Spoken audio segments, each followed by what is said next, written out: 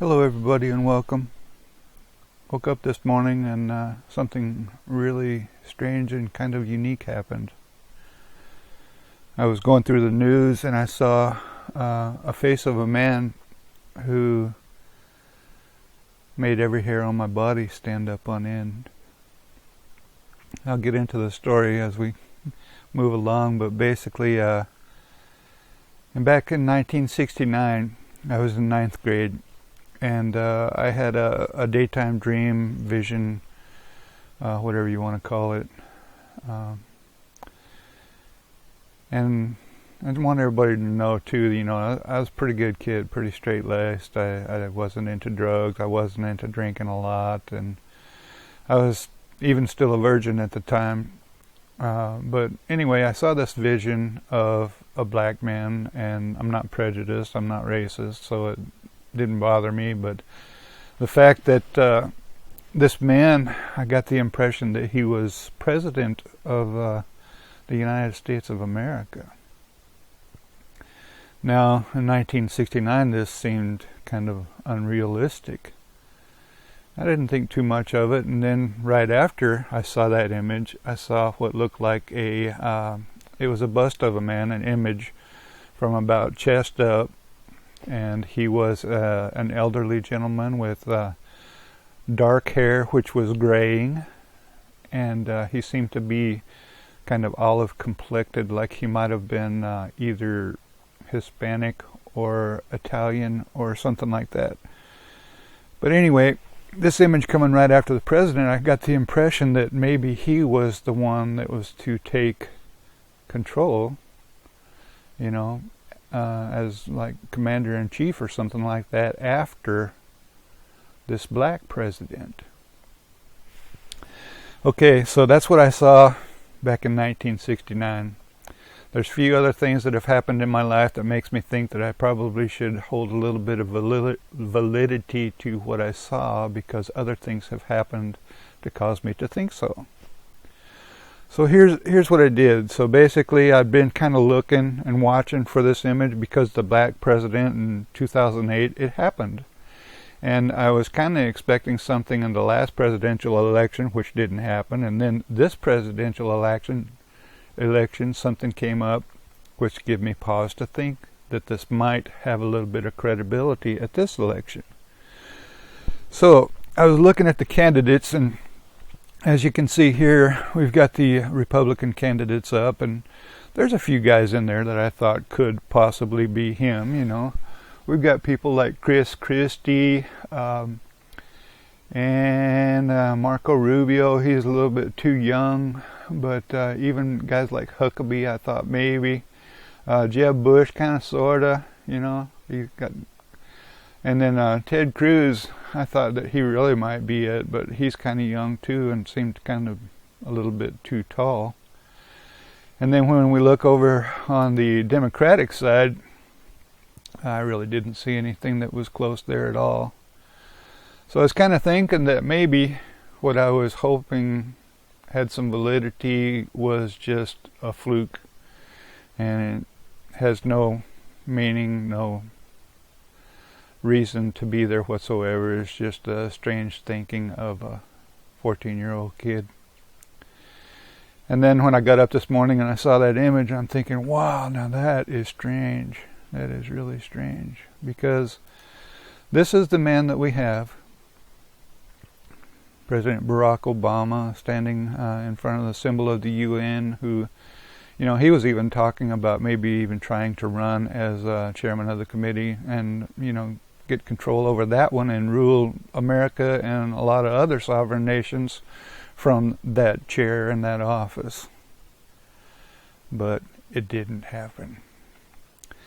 Now, I had a lot of hopes for this man, Mr. Trump, the lesser of two evils. Really been disappointed in the last few presidential elections. And I guess he would probably be the best for America as we stand right now. The best so far. But this guy steps on the scene. Boom, there he is. Now, this is Mr. Gutierrez. and he is the,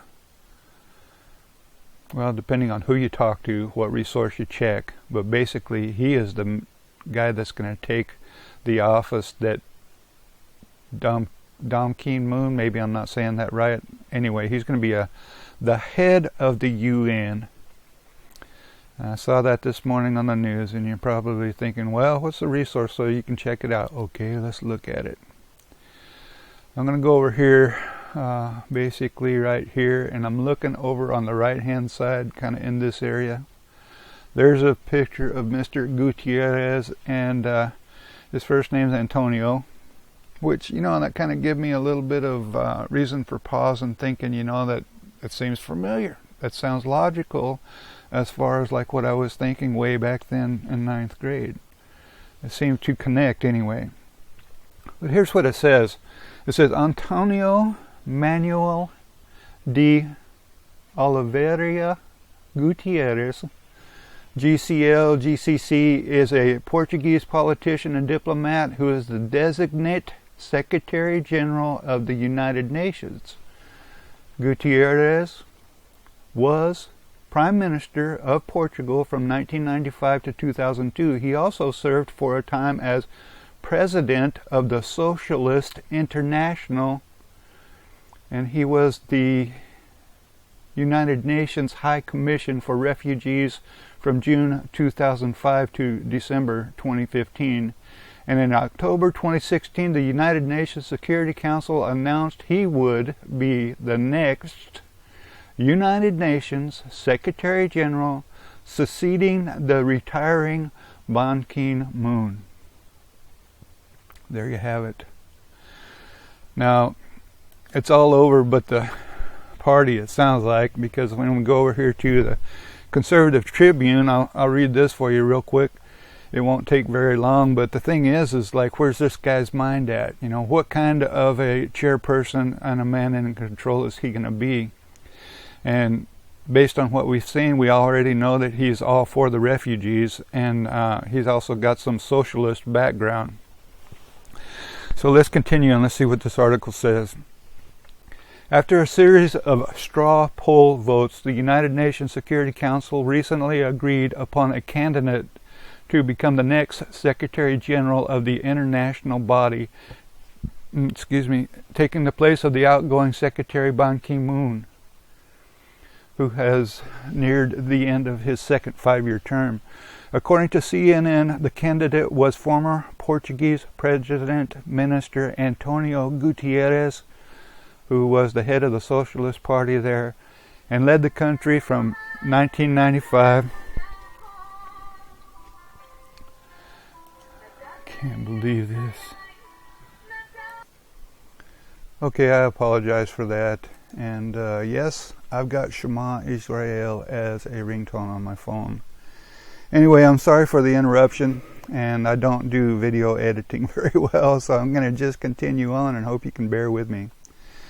So here we are in the second paragraph. According to CNN, that candidate was former Portuguese Prime Minister Antonio Gutierrez, who was the head of the Socialist Party there, and he led the country from 1995 to 2002 before heading up to the UN's Refugee Agency as the High Commissioner of Refugees for 10 years.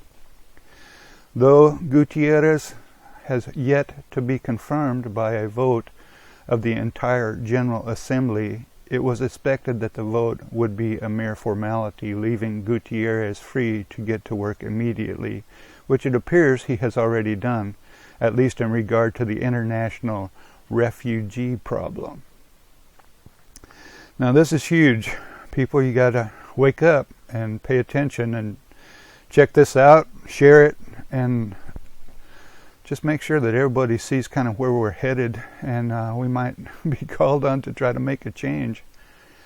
But anyway, at the bottom here it says a press release from UNHCR just a couple of weeks ago announced its renewed commitment to dealing with the refugee and migrant issue, with an aim towards bringing together a variety of governments and civil society to agree to provide better safeguards for the rights of displaced persons and a shared responsibility in funding those efforts. Refugees and migrants are not to be seen as burdens, they say.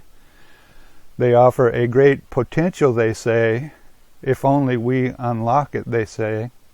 We must place the human rights of all refugees and migrants at the heart of our commitments, they say. Outgoing Secretary Ban Ki-moon said at the opening of the recent UN summit in New York City, and what has now been dubbed the New York Declaration. Did you get that? There's a Declaration of Independence, and it sounds like Ban Ki-moon and the United Nations has just made a declaration for New York. It's called the New York Declaration. The UN called on members of nations to settle as many refugees as possible, and for more wealthy nations, as in regards to the U.S., they think we're wealthy with a $19 trillion deficit. Anyway, these nations of the world, read the U.S., to shoulder more of the financial burden. Humanitarian funding required to make such efforts possible. Humanitarian funding. Now, the declaration proceeded to inform host countries that they must take all efforts to ensure that adult refugees are provided with jobs and the children enrolled in school. As stated previously, the incoming Secretary General, Mr. Gutierrez of the United Nations, is an unrepentant socialist, and the new refugee declaration that he most assuredly played a role in crafting has socialism, in essence, redistribution of wealth and the mandatory jobs for refugees written all over it. As if we needed another excuse to reiterate once again our demand that the U.S. get out of the United Nations, that the United Nations get out of the U.S., taking their socialist plans for wealth distribution with them. Okay, so this is huge. Basically what we're all seeing and we're all aware of. I just kind of had a confirmation from something that I saw when I was a very young man, that this is kind of where we're headed. So when we look back and we consider the candidates that we're looking for, Mr. Gutierrez, and we have President Obama, who was a hopeful, and Mr. Trump, who backs and supports the United States of America. All of those sovereign countries that are behind Mr. Gutierrez and Ban Ki-moon of the United Nations, and America, say for example, maybe standing alone if we were to come out of that, would be quite a fight, quite a battle to try to stand alone against such forces.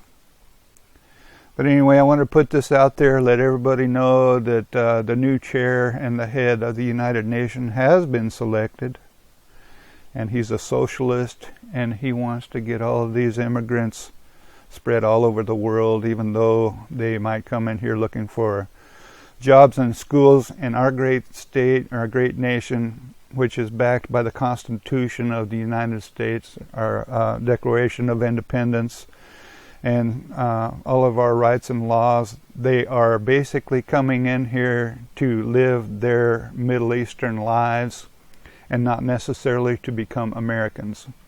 The way the law is written right now, the reason people come into America and they go to all the classes to be able to learn about our policies, our government, they do it to become Americans.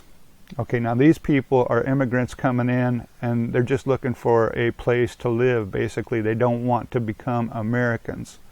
So the most important thing to remember here is these people are refugees. They will always be refugees, and if anything, they don't want to become Americans, but they might want to take over America. So spread it around, do your own homework, do your own examination and research, subscribe, share, and comment, please. Thanks a bunch. Have a great day. Bye.